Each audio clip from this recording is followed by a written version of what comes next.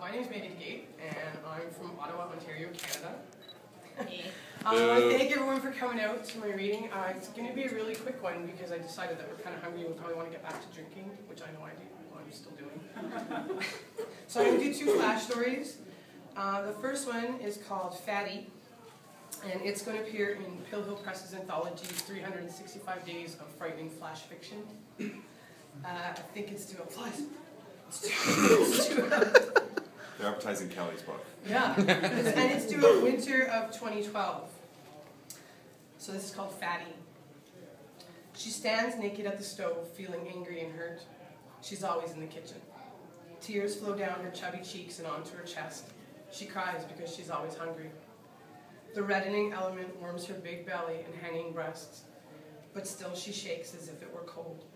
She cries because she knows she'll never be skinny, pretty, or beautiful. Her distended stomach growls at her as it never stops wanting. She holds a trembling hand over the frying pan, softly counting between her pitiful sobs. 1 steamboat, 2 steamboat, 3 steamboats, 4. Satisfied with the temperature, she pulls her hand away just as the heat begins to lick at her tender flesh of her palm. She eyes the succulent meat on the counter that waits to be cooked to perfection and slowly consumed.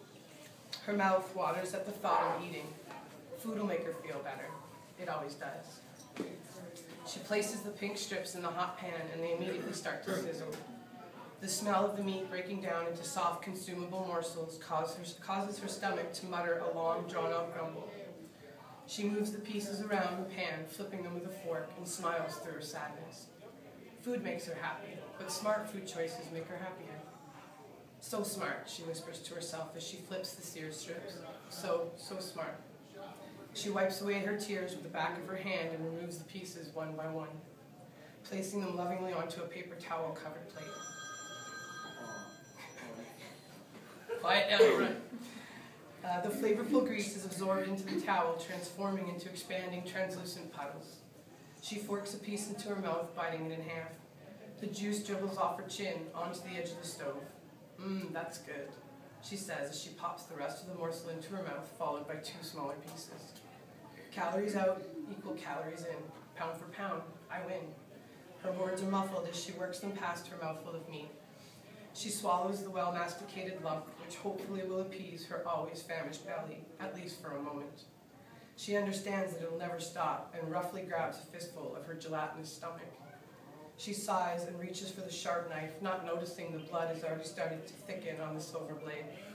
She ignores the pool of blood she is standing in as she digs the blade into the flesh she holds. She is oblivious to her self-evisceration, her intestines coiled around her feet as she carefully fillets off another chunk of herself for the waiting pan.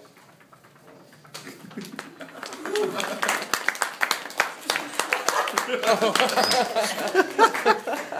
that's why I write. That's exactly why I write. I'm here for you. So sweaty.